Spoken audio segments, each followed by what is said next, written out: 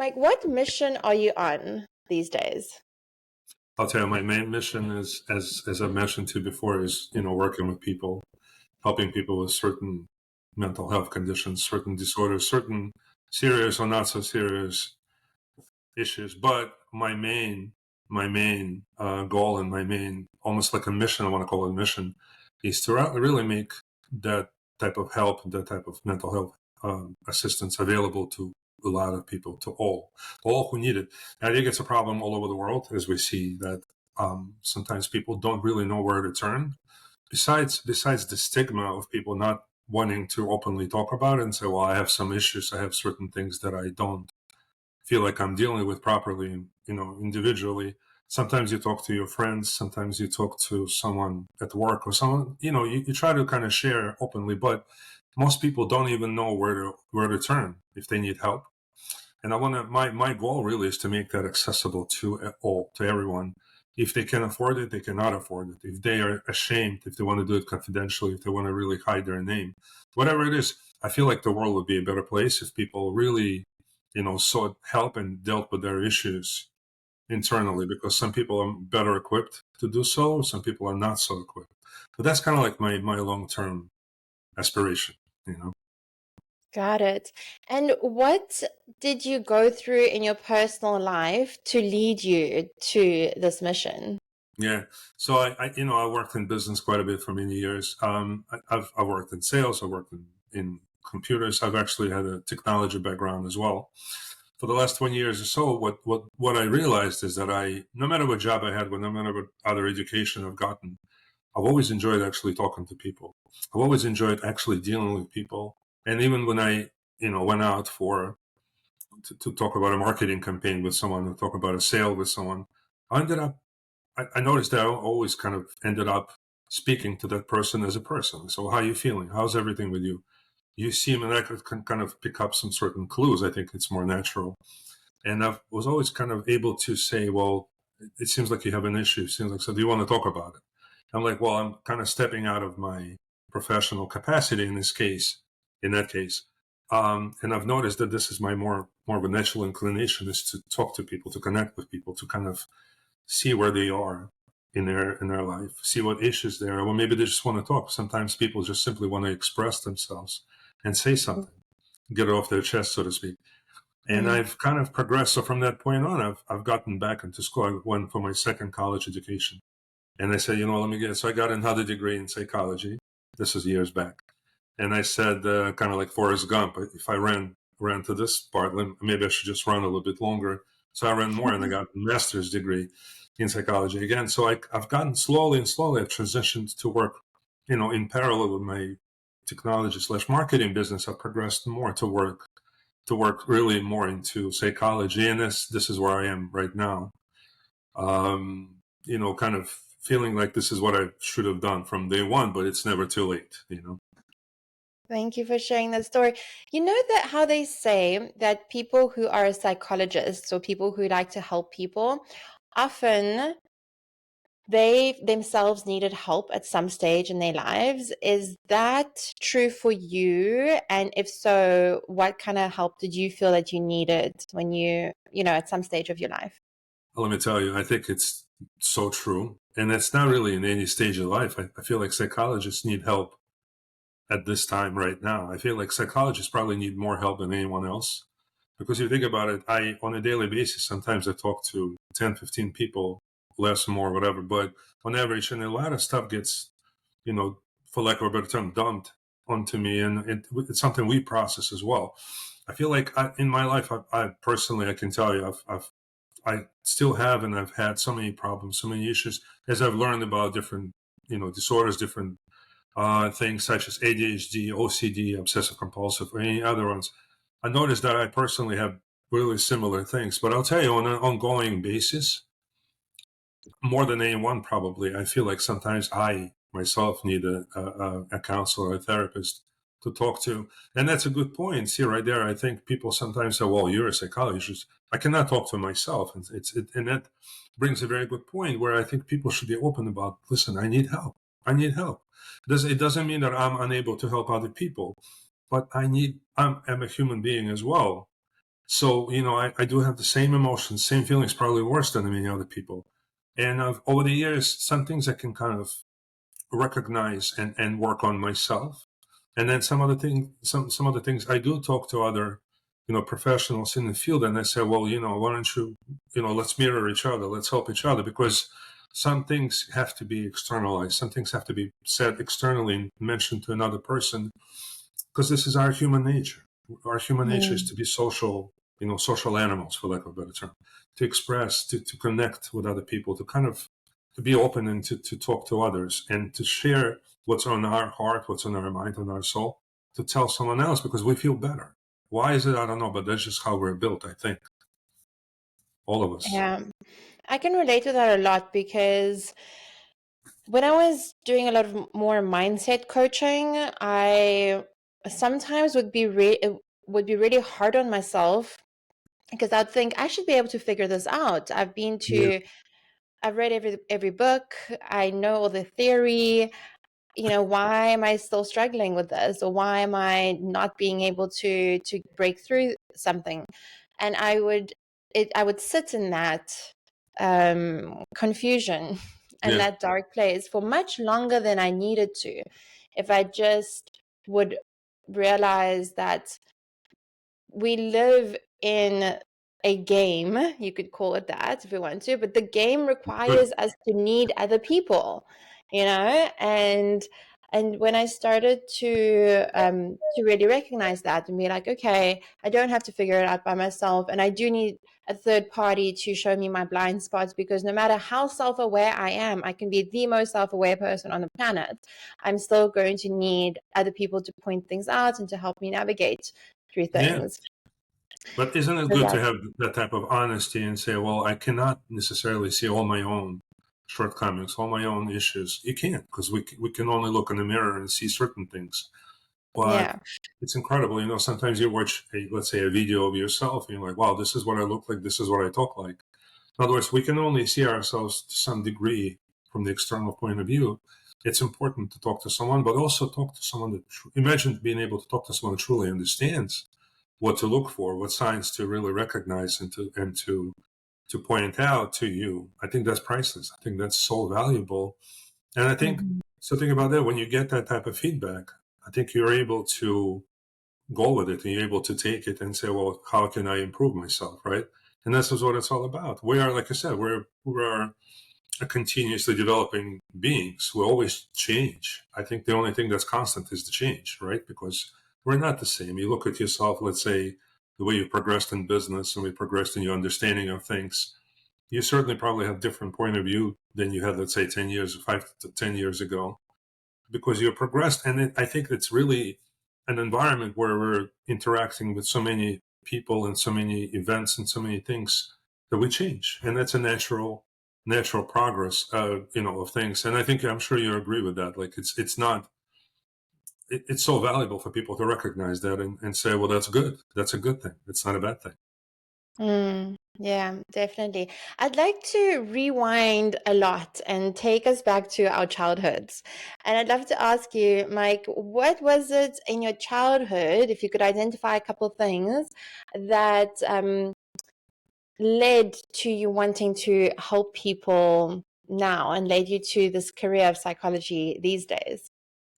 I'll tell you my honest opinion. I don't know if it's necessarily childhood, but so to me, it's a combination of your natural inclination and your, nurturing nature, so to speak, the environment we brought up. So I was kind of brought up in a place where I had a lot of interaction. I think back, because I'm a bit older. So back in our days, we used to interact a lot with people outside. We didn't have technology necessarily. We used to go outside. We used to go play sports. We used to play, where boys used to be boys, so to speak, back in the day.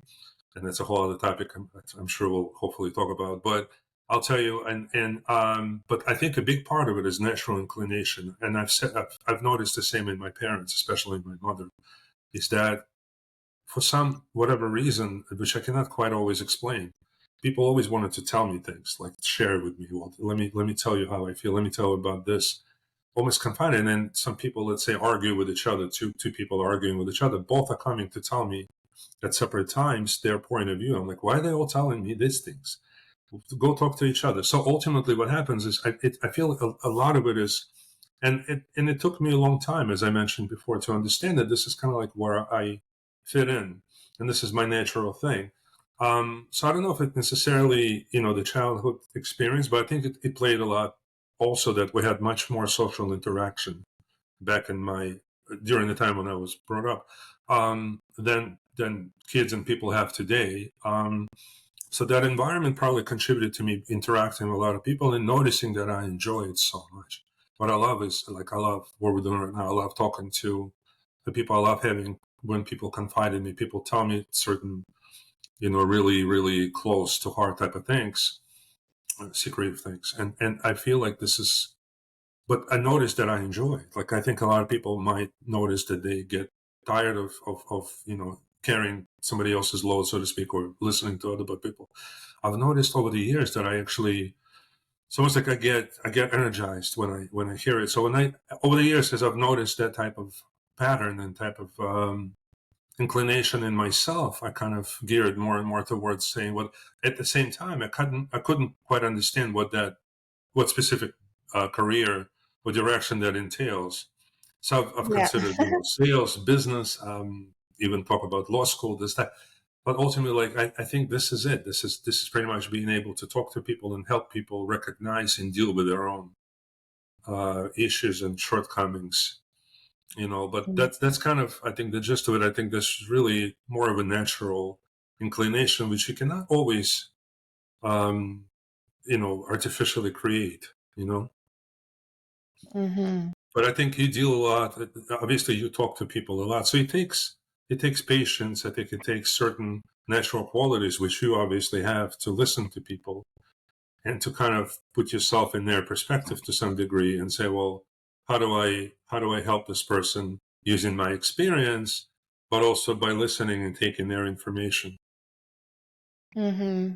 Yeah. Yeah, definitely. On that topic that you just talked about of boys being boys, how we connected was we started talking about the difference between masculinity and femininity. So let's just dive into that topic Sure. because I really liked your perspective. So I'd love to hear more about, the change that you've seen over the years of the discussion about masculinity and femininity. What are the things that you're seeing in your practice? Sure. But it's first of all in my practice, but also just dealing with people and kind of seeing the younger generation, kids growing up and noticing, my own children, but also seeing other people. I've seen that, as I mentioned before, that the way this new generation is growing up is a little somewhat different than we were. And you always kind of try to think, well, what's different about it? What is it that they have that we didn't have? Obviously, one answer is technology and less social interaction, more technology, people texting each other or connecting on social media, which kind of precludes, I guess, a lot of the social interaction. Let's go outside and let's cause some trouble. But and what's interesting, I think, and I don't know, I was going to ask you also from your perspective because you kind of you deal with men and women, but when you look at men just as a woman, you probably may have noticed a certain change in men just in general. And what I noticed from my perspective, which might again be different from yours, is that men are less confident lately. Men are less, um, you know, less forthcoming. Let's put it this way. Less interested in being a little bit more forward looking, kind of in their behavior. I kind of look at when I mentioned let boys to be boys, let boys be Mm-hmm. boys. So I feel like a big part of it has to do with upbringing. A big part of it has to do with how you are in the world. And I kind of remember back the way we were. As I mentioned, we kind of go out there. We kind of sometimes fight. Sometimes we, because boys grow up a little different than girls, and that's a good thing in my opinion, because you have kind of two different elements. You have masculinity and femininity, which are good. It's good to have those two sides, of human nature. And boys, I feel like it's good to kind of grow up having a bit of more I want to call it controlled aggression or controlled force, so to speak. In other words, for a boy to exercise his natural inclination to be more active, to be more physically active, and just really kind of generate that type of energy that I think is masculine. And to me, there's a reason why there's a balance in the world of this masculine energy going up against, so to speak, feminine energy and meeting in the middle, so to speak.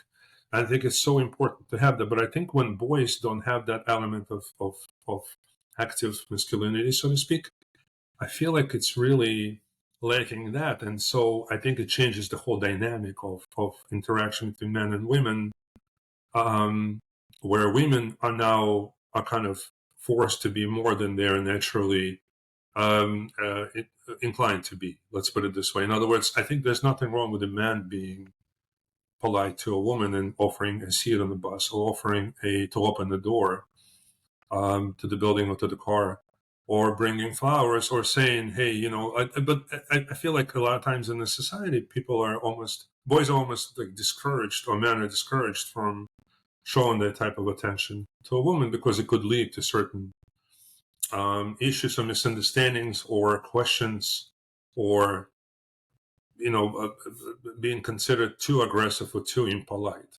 I don't know if you kind of experienced that in your personal business life, where men are kind of not acting the way they used to act in other Mm. generations. Some people would say it might not be a bad thing that men aren't acting how they used to act. So I have to take that into consideration. Because I had this interesting debate with a friend about some of the trends that are happening. And they were like, well, we needed society to be shaken up a bit, so we needed a change. And I think that is accurate. It could never have continued the way it was continuing. Right. So that's important. But I also think that, and it's very natural in human behavior to go totally the opposite direction before finding a happy medium. So that's probably what's happening right now, is that we're going too much in the opposite direction of, like, if we talk about assertiveness, like zero assertiveness or zero, like you said, forward motion or whatever that word is, it's escaping me right now. But then, bringing it back to that healthy amount of assertiveness, healthy amount of aggression, even healthy amount of strength. And all of that. And yeah, we're just in that phase where Yeah. it's just Yeah. not quite balanced yet. But there are a lot of men who are like do a lot of work. I think that's different these days as well. It's like men's work is becoming more and more popular. Just last night I went to a talk, and there was like this group called Brothers Rising. So they do like men's circles, and there was a women's group called Modern Empress. So it's like women's circles. So it was really interesting to have these groups of people who are doing this work and the importance of it.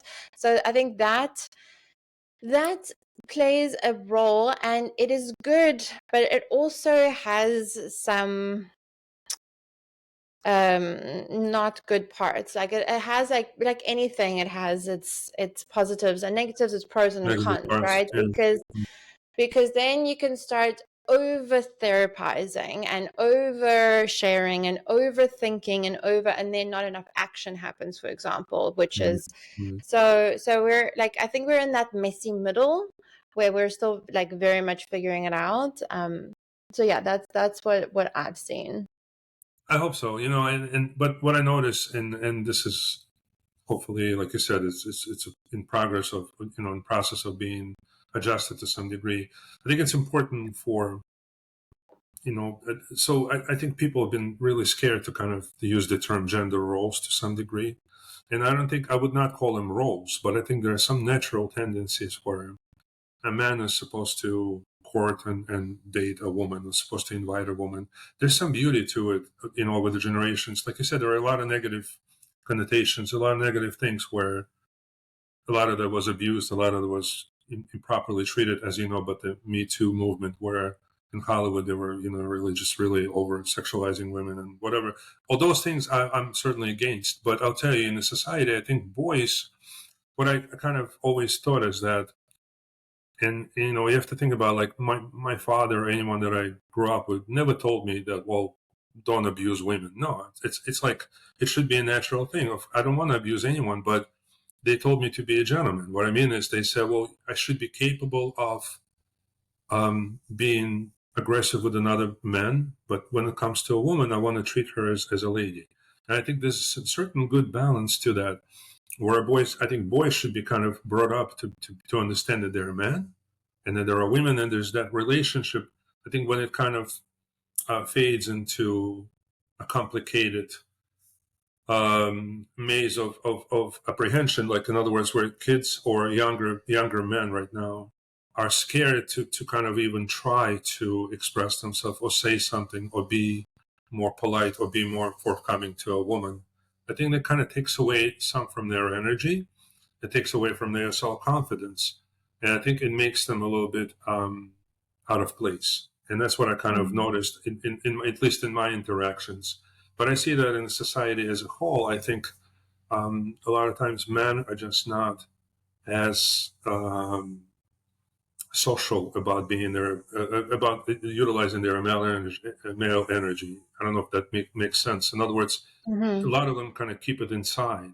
A lot of them kind of like are afraid to almost express themselves externally, and approach a woman, and speak to a woman like she's a woman. And I think a lot of times, part of it has, what I've noticed also, is has forced that women are now taking a lot from male behavior. What I mean by that, not only in the career, but I mean in terms of being more forceful, being um, more outgoing, and more specific and more dominant in their relationships.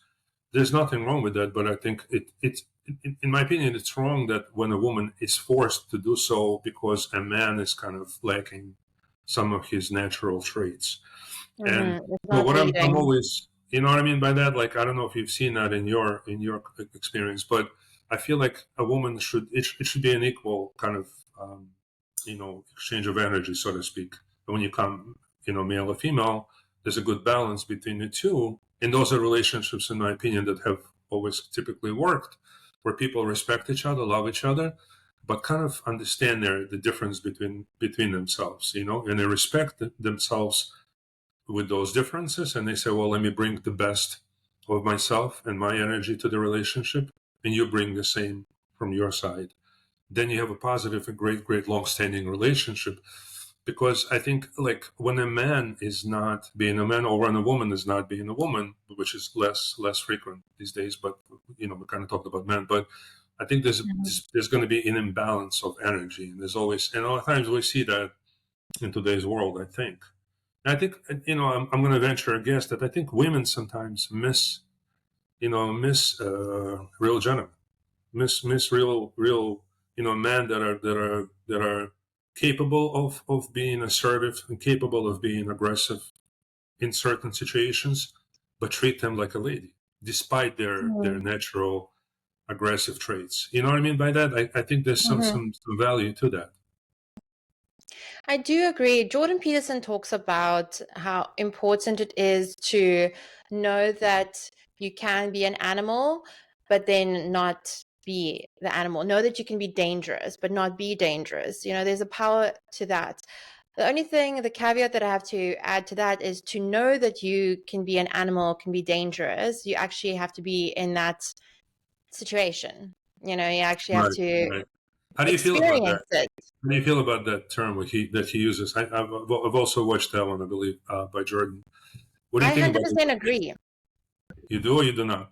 I agree with it. I think it's much better to be with someone who knows what they're capable of and doesn't use it than doesn't know what they're capable of. But I also think the same thing with women.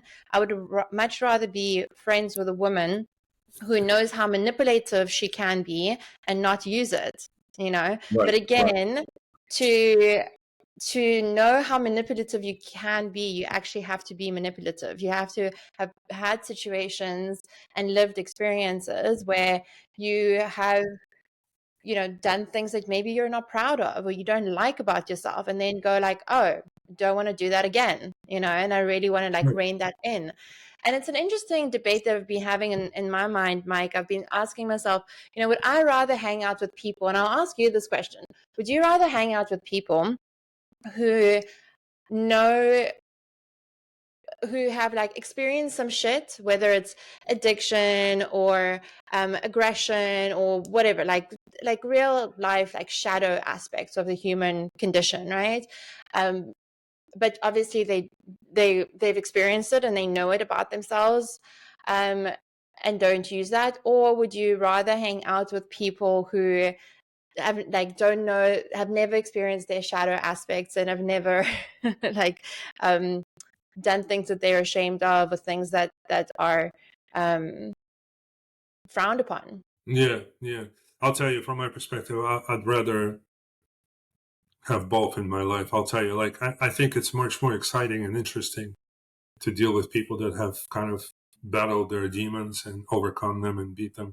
Being substance, and I work a lot actually with substance abuse people, and it shows me that certain people kind of have strength of character.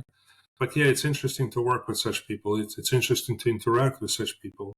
But I think it's also important to say, well, there's nothing wrong with being, because it's exciting for us to kind of deal with people that have gone through different things in life and overcome, because they have so much to share. But you kind of see a character that's unusual. You see a character that's a little bit different. So it's a natural tendency for us to say, well, I want to be close to that. I want to experience. I want to hear what they have to say, because I this is how you learn. We learn from things that are different than we are, right? So if you do not, hopefully, we don't have, let's say, substance addiction. Well, let me talk to a person. For example, I speak to a fighter who fights in the UFC, current active UFC fighter, who have overcome addiction. Literally 8 or 9 years ago, he was on the streets of New York with a needle in his arm, and it was completely wiped out. Today, he's one of the most active, actually fights in about 2 weeks in Saudi Arabia, so in the UFC. And it's interesting. Is it exciting to talk to a person like, oh my God, yes, it is. I'll tell you, because you see a whole spectrum of emotions, but you see that strength. I think we're naturally gravitating to people that are strong and are able to kind of control themselves regardless of circumstances. That's a natural tendency, Mm. right? Because a lot of people don't have that strength. A lot of people don't have that excitement, but also the ability to beat themselves down and say, well, I can do better. I can be better than I am today. That's so exciting, so interesting to be next to that person, to be in that energy, right? But then sometimes I talk to people that have had nothing, have had zero. They went to college, they graduated, they work a great, successful life, and they look at people, that have had issues like, why? Why do you need that? So I think there's a difference. It's a difference in what people go through. To me, from who do I want to be next to? I believe it or not, I want to have experience with both, because it kind of enriches me from being able to have. The more people I talk to, I kind of pick up a lot of different character traits, a lot of different uh, abilities to control yourself, and the ability to not have to deal with issues. So each person is so Mm. unique and so different. But to answer your question, the excitement aspect is to be friends, or just even to talk to someone that have traveled a lot, overcome a lot. That's why I think a Mm-hmm. lot of times men are drawn, if you think about it, men are drawn to professional athletes, because it kind of makes men feel that, well, you're talking to someone who lives their dream. Like, because a lot of men dream of themselves being strong and being powerful and this, and then you see someone who's a professional athlete. So there's certainly that element of excitement and enrichment that you kind of get from Mm. dealing with individuals that have gone through things and overcome things, and have gotten to a level that most of us don't really live on. But it's so I interesting. would add compassion as Yeah, well. I find that people who have been through a lot, and I can talk to myself, I've done things that have surprised me. Like, I was like, I had no idea I was capable of that. And some of it I share publicly, and some of it I don't. And maybe one day I will, who knows? But I definitely know that from my perspective, like I couldn't judge anybody. And I have like the most compassion because like I've been in situations where I'm like, oh, I never imagined I'd do such a thing. That was totally out of character. Yeah. But when I was pushed to it, or the circumstances called for it, then I acted in a certain way, and that helps me be a great coach, actually, like really, because very little surprises me in people because I've visited those places and I've been there myself. And that leads me to my next question is, what types of things surprise you about people in your work? You know, at this, I'll be completely honest. At this point, very little surprises me. But Mm-hmm. it's not so much element of surprise. It's more like learning. Some things you learn from a book, and then it's amazing to see that embodied in a person. Certain conditions and certain things, certain tendencies. You can read about Tourette syndrome or you can read about ADHD, but then when you actually see a person with that type of condition, it's not really surprising, but it's just really enlightening. It's really interesting to kind of to see that in real life and come across and actually experience that firsthand, which is what I love. I'll tell you honestly, I love that aspect of what I do is being able to be in that, close to that type of exposure and being able to hear real things from people. A lot of times what people say publicly or to other people openly, is a little bit different or sometimes greatly different than what they will tell you in private. And what they tell you, real inner feeling, inner type of feelings. And it's important to kind of, in my opinion, it's important for everyone to be able to express themselves completely, honestly, openly. So what surprises me, I'll tell you, is when you come across that type of openness and that type of honesty and those types of tears sometimes that people kind of dig deep into their soul and they come out with stuff that's like, it's incomprehensible. It's just really impossible to imagine. And that just really gets me every time on my own emotional level. I love seeing that, and I love to be able to get people to reach that level of openness and self honesty, so to speak. Like it's so revealing and so uplifting. It's really amazing to me, Mm. you know. And it has to do with again like discussion of like when you work with relationships as you do, or when I work with even when I work with couples, so when I work with individuals. Speaking of couples, by the way, so like a lot of times they, and you've probably experienced that as well. Couples sometimes don't know how to actually communicate with each other. Like they have things that they want to say, but they don't know how. And it becomes a question of, well, is our relationship lost behind the words that we can't find, so to speak? We cannot find the words to express what we truly feel. So then you go your separate ways, and you feel like you're not completely expressing yourself, and there's more to this, but you don't know what that is. Those are the moments where that self honesty, you kind of talk to each person and you pull that out, and then you kind of bring those energies back together. I think that those are priceless interactions and priceless moments, because it changes. It kind of you see yourself kind of changing people, and you're changing the world to some degree. I think that's like the Mm. most amazing thing to me. I don't know. Do you ever get When that? when a couple comes to me and they say, the typical thing they'll say is, "Oh, we need to learn how to communicate." Yeah.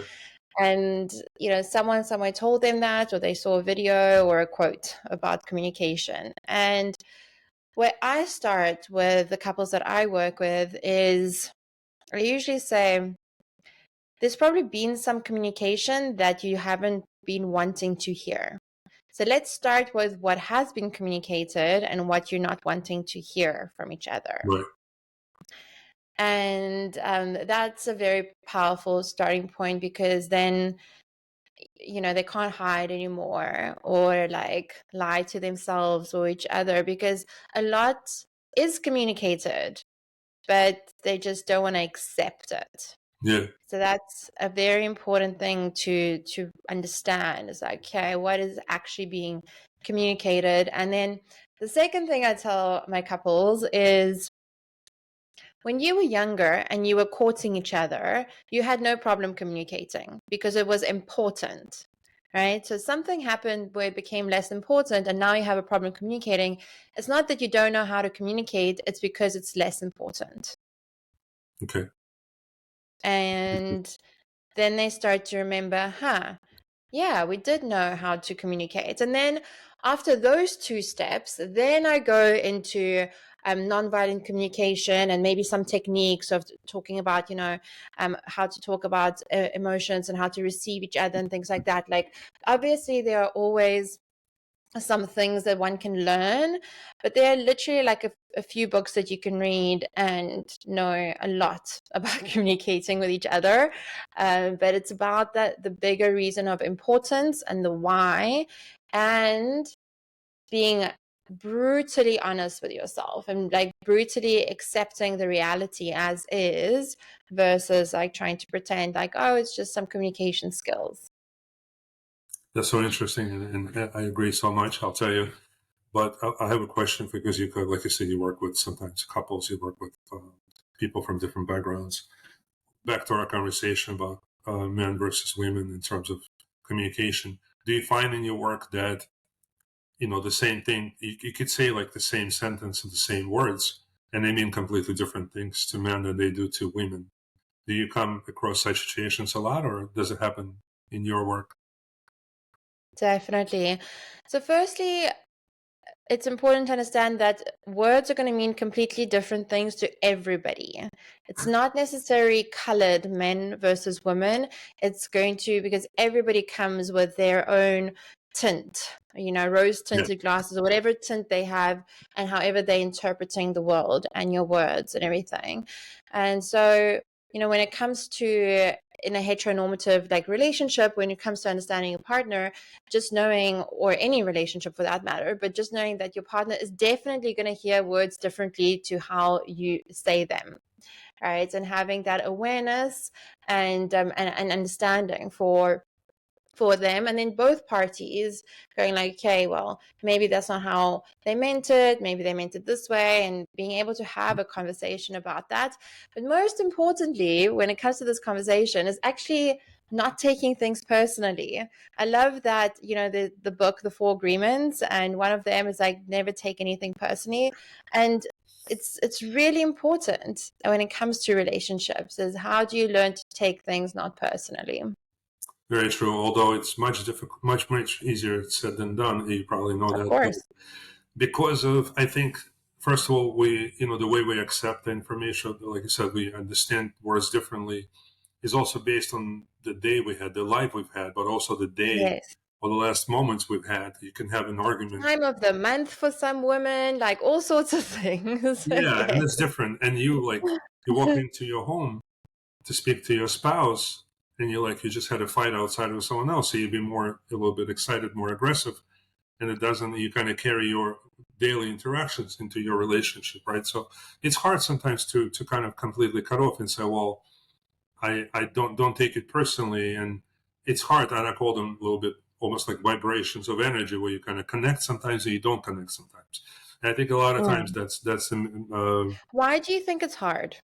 it's hard because, like I said, we kind of understand things differently sometimes because of the environment, because of the things that have happened to us, but also naturally, I think your life, so to speak, the life you've had, um, means different things, makes you understand things a little bit differently. And there's nothing wrong with that. It's just a matter of knowing what your partner perceives Mm. as regular for them, and just kind of really Hmm. adjusting to that, which is something that's always going on in the process. Like I said, when you start dating, when you just meet new people, it could be in business, could be in a relationship, but you kind of learn about that person, what makes them tick, what makes them happy, what makes them upset. I think that's determined by a lot of life experiences, and some of those is natural inclination. Someone is more introverted, someone is more extroverted, so it Hmm. depends on that. But I think but I still think even beyond that, I think there's a bit of a difference between male versus female understanding of the same term. And sometimes a woman can say something completely innocuous and actually positive, and the man perceives Mm-hmm. like, "Whoa, how could you say that?" She's like, "Well, I didn't say Yeah. anything." So, and that's a matter of, so, but it's hard to take the personal aspect out of it. Why? Because people, we are. I'll tell you a secret. We're not perfect. I don't know if you knew that. So we're less than perfect. So we're What? That's a surprise. right. No, so like because of our own imperfections, which we know and sometimes don't know, because of that like formulates our understanding of some things. I think it's important to Mhm, recognize that and kind of deal with that as well, and say, well, I have that perception of this, so let's work on that. Let's change it. What is your spouse does not necessarily mean that. What does she mean? What did he mean? Right?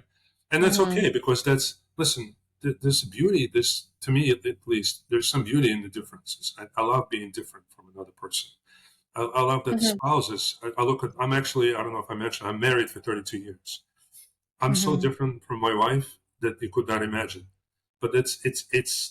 I feel like there's, in a marriage or in a relationship, there's one person, the second person, but then there's this one joint sort of unity or whatever you call it, entity, this unit yes.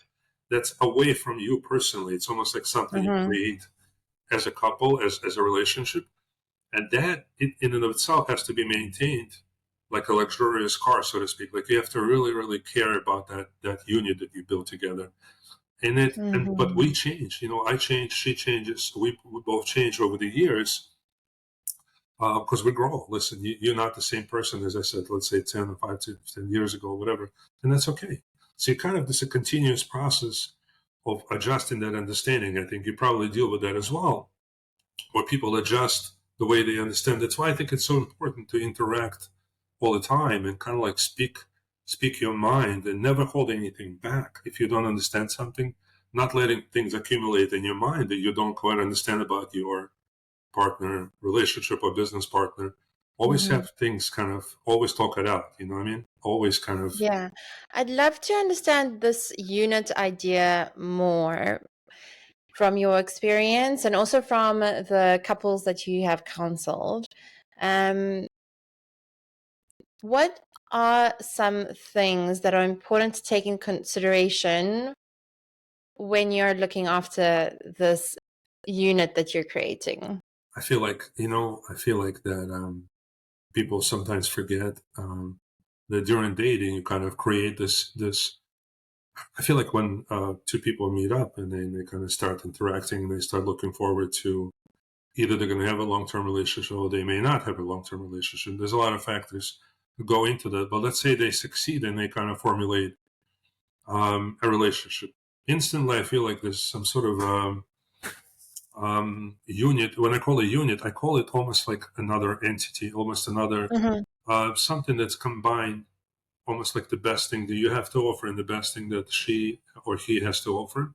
You bring into one.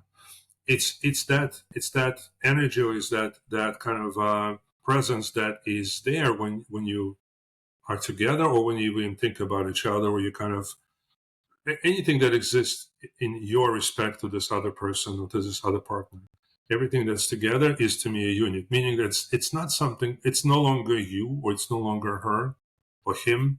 It's actually now mhm, something that was created, for lack of a better comparison, almost like a child that you both kind of create. But obviously, child is a bad mhm, comparison. But it's like a unit, almost mhm. like a separate piece of energy that exists Interesting. only when you both contribute to it. Because when you both stop contributing to it, it's Mhm. no longer there. It's like a concept more than anything else.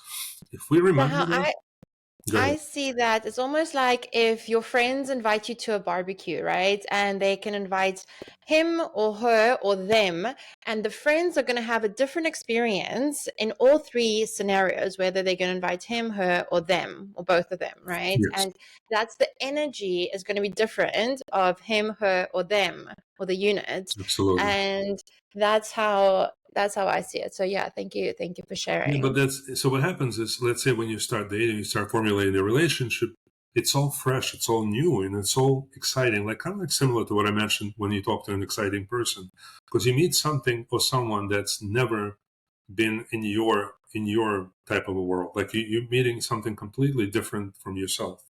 And it, from that perspective, it's so new and so interesting. So it's like visiting a new place, let's say.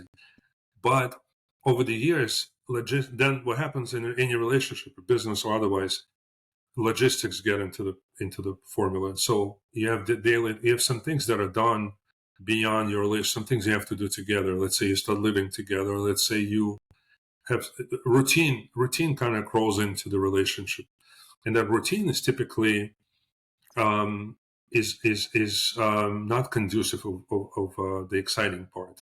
So the excitement is no longer there. It's no longer new. It's not something that is interesting for you to explore anymore. So then you kind of go back to yourself. You're like, well, who am I, right? So you kind of then go back and you explore your own personality, and the other person does the same.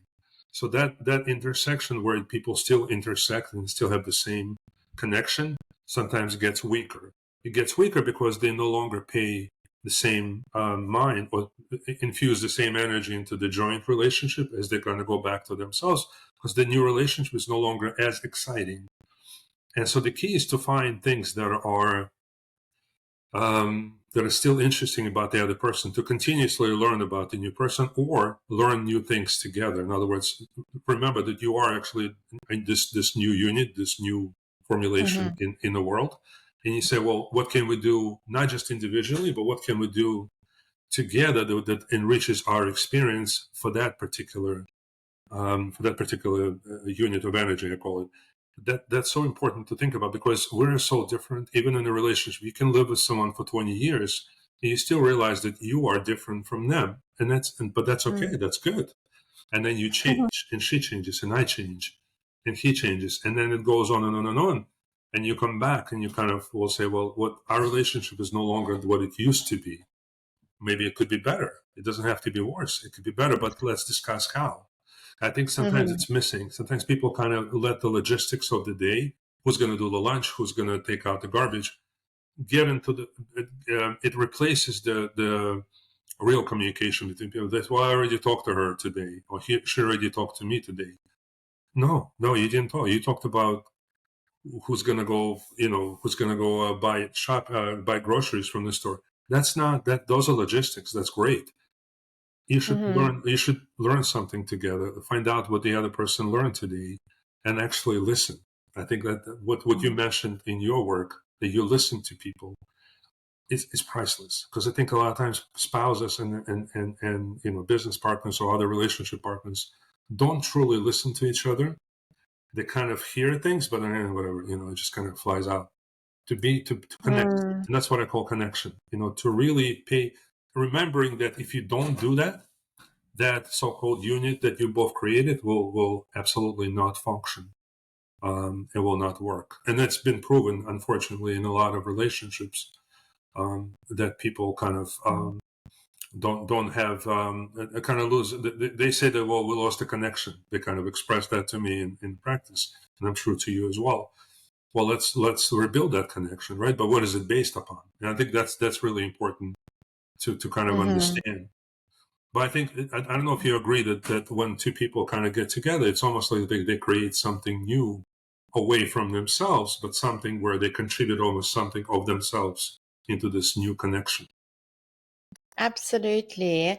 And the other thing that I completely agree with is the importance of staying curious about your partner Yep. and not assuming that you know everything about them, and they're just like, oh, that's Mike. That's what Mike eats the same food. I know what he likes to eat, what he likes to do, and all these things. And I have such a beautiful example of this maybe 6 months ago or something like that. And my parents, so they've been together for like 37, 38 years. And we were in the kitchen and my dad was there and my mom was there.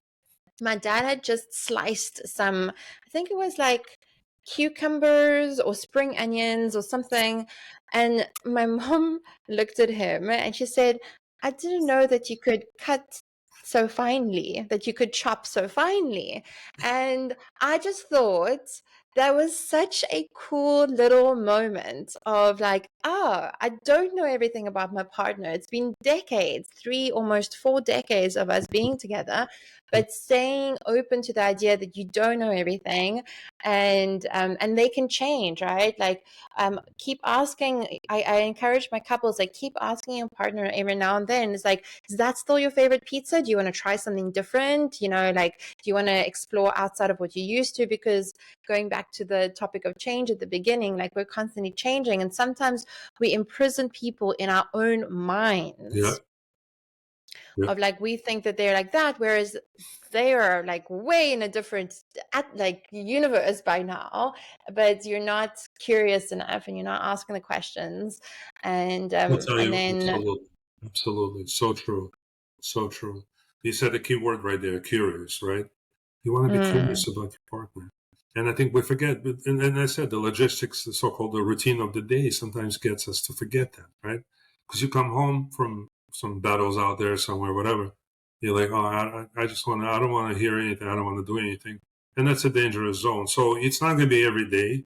But I think, you mentioned Jordan Peterson. He says that you need 90 days, I'm sorry, 90 minutes per week. 90 minutes a week, I yeah. don't agree with that. I think you need more than that. But I think it's also an element of surprise where you need it I guess it sometimes. depends. It depends on where you are in your life. Because if you have young kids, squeezing, and I have couples with young kids, and squeezing in 90 minutes is very hard. And then we start at 30 minutes. You know what I mean? And then when the kids grow up and you have more time, then maybe you can do 90 minutes. So it really depends where in the life cycle of your Sure, family unit you absolutely. are. But the key is to have some. And I think also the big key, what I always talk about, is element of surprise. So I think when your Mm, relationship is early on, like dating, whatever, like I said, there's always this excitement. So excitement comes from somewhat of a surprise, right? When you're surprised to learn certain things about another person. That surprise can mhm. still come even in a relationship, like you said, with your parents, where she did not know he was able to chop. So finally, a Yeah. cucumber. Listen, there's many other things that that might be surprising, or they might both discover it. So sometimes there's really nothing else left to learn. Like my wife probably knows every single thing about me that there is to know more than I know. But we can both say, well, let's go explore something and let's learn something. Do you know? Sometimes I look at the dictionary and say, do you know this word? Like, no. I said, well, now you do. So let's learn something. Do you know about this country? What country? So well, it's a little island in the ocean. It's no longer there. It's already sunk. She starts laughing. I said, listen, sometimes you want to have that humor. Sometimes you go, oh, wow, you look amazing today. What happened?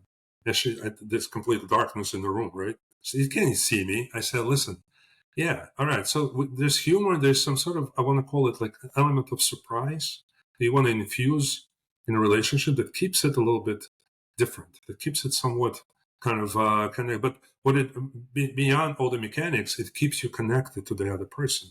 And I think sometimes that is what's missing with people because they don't know how to connect. And when you actually have the connection, then communication is easier.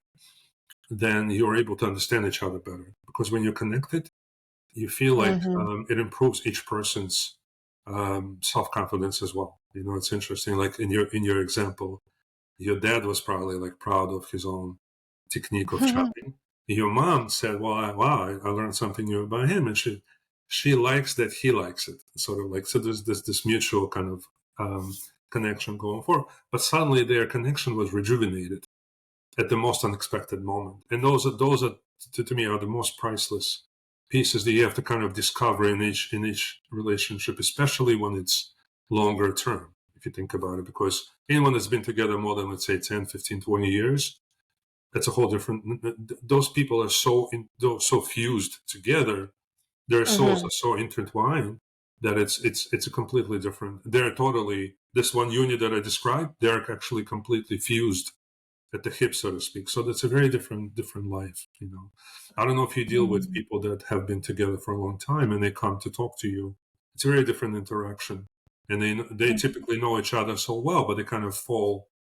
They kind of fell somewhere along the way, and they kind of changed their connection and changed their communication Mhm. methods. So it's really important to maintain that.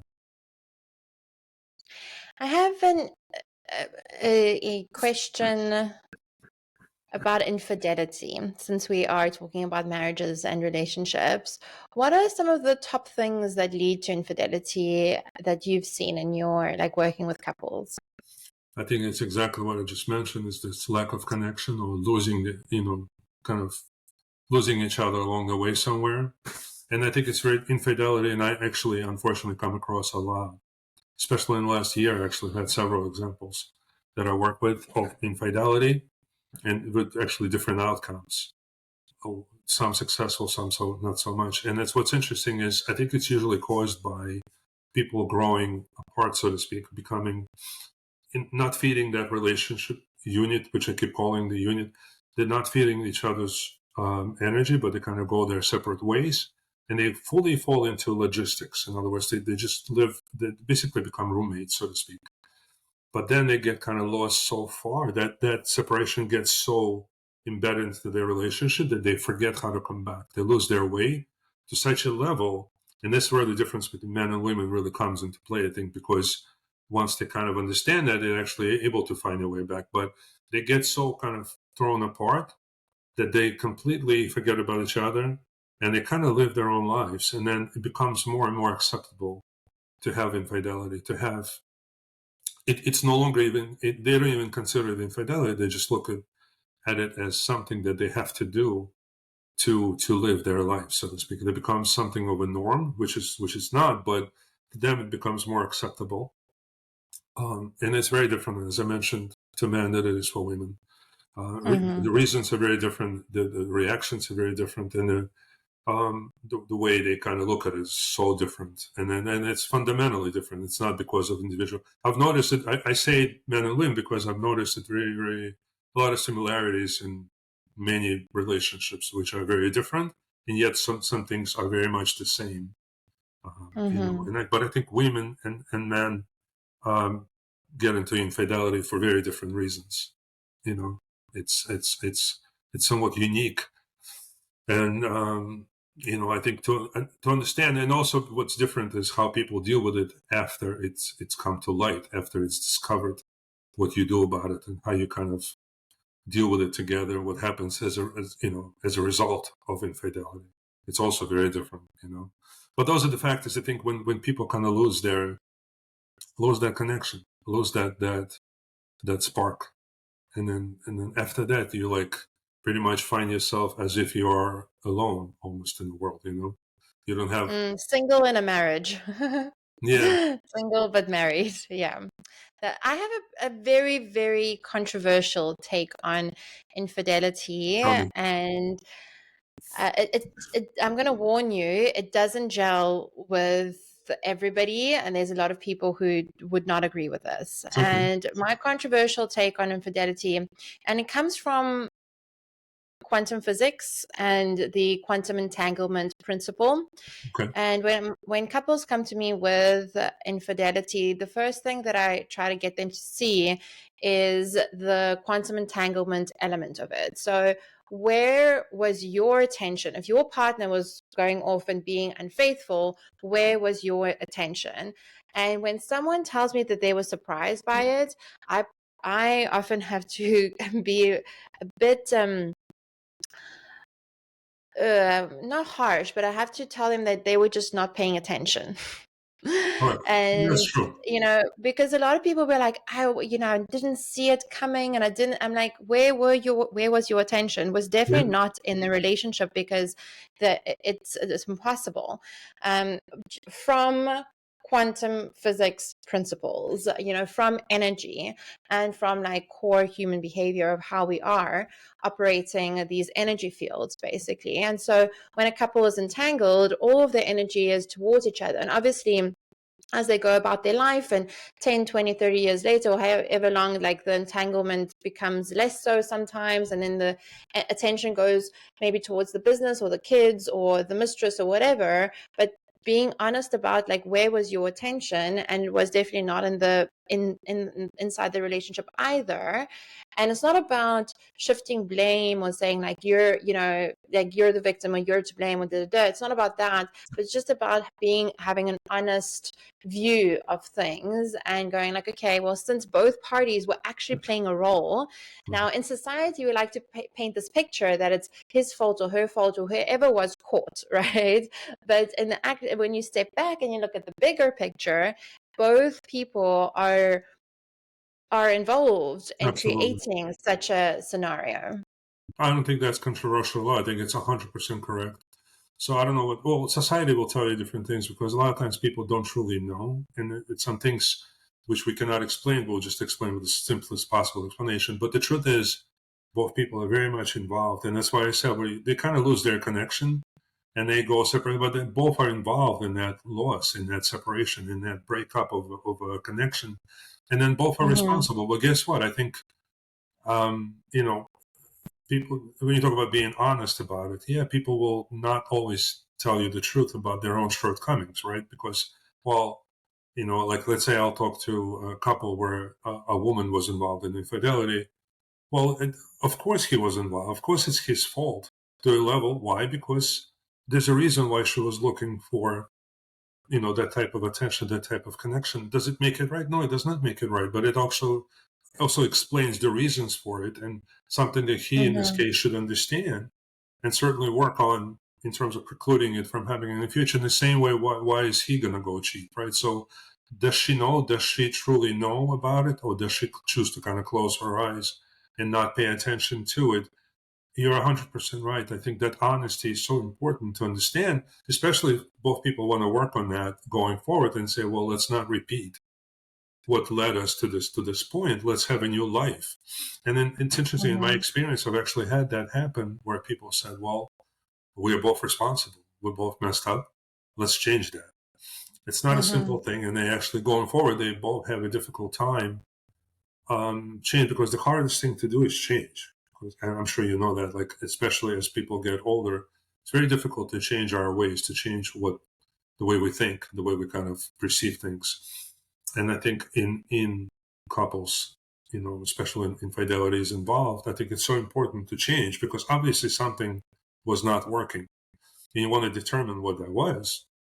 But yeah, you're right, 100%. To blame one side over the other, it's firstly, it's completely not constructive, but then it ultimately doesn't help, because Mm-hmm. absolutely both sides are involved, because they both should be involved in a connection. Now we can kind of go back and say, well, who was more responsible for breaking the connection, which led to this point?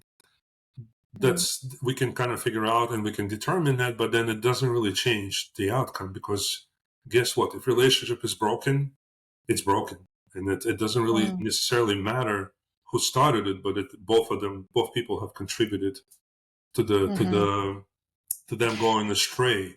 You know. And on a quantum level, it's not cause and effect. So who's responsible, who did it first? Ultimately, it all happens at the exact same time. Right. And there can be an illusion of time, but ultimately it's all happening at the same time. And so yeah.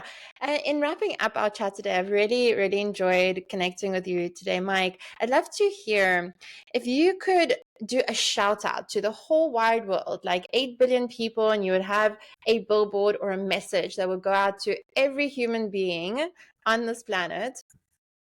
What would that message be, or what principle would you love people to like hear or understand or live by?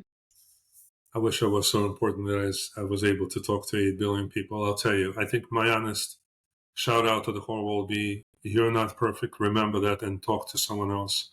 Get somebody else's point of view, and remember that you're not perfect, and recognize your own shortcomings, recognize your own faults, and be kind to other people by changing yourself to be a better person towards other people. I think it's so important, and it goes to me as well. I've changed a lot over the years. Using my own example, I want to tell people, just remember who you are, and remember that you're not the most perfect human being surrounded by other imperfect human beings. Remember that, Mm. and continue to change, and continue to recognize your own faults, your own shortcomings, and just continue to improve. at all times. Never Mhm. stop. It's never like a done deal that you could be, I'm good now. I'm perfect. That's it. I'll be good for the rest of my life.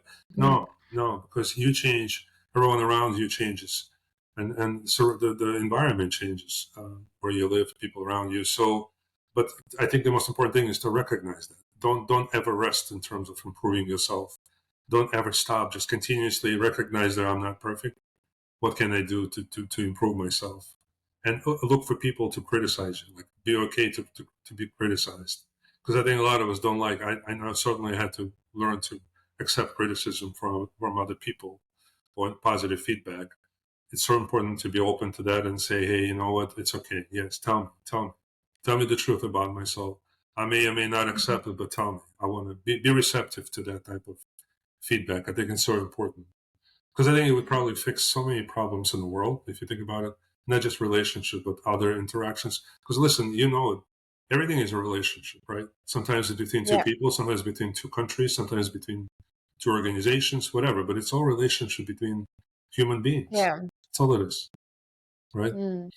Yeah, that's the inspiration behind the Relating Academy, because for me, relating is synonymous for life. You could call it Life Academy, because whether I'm relating with my business, relating with my time, with life, with you, with technology, with everything, with nature, it's all relating. And at Absolutely. the end of the day, having those skill sets is so valuable, and that's why I'm passionate about having these conversations and teaching people what we teach, and about relationships with each other, with themselves, and all that. Mike, Absolutely. thank you so much for sharing Thank you. I learned so today. much. I truly appreciate it, and I've learned so much. And this is what I love. I'm telling you, I love it because I get to learn new aspects and new things, and I truly appreciate your time. Thank you so much. Amazing, thank you.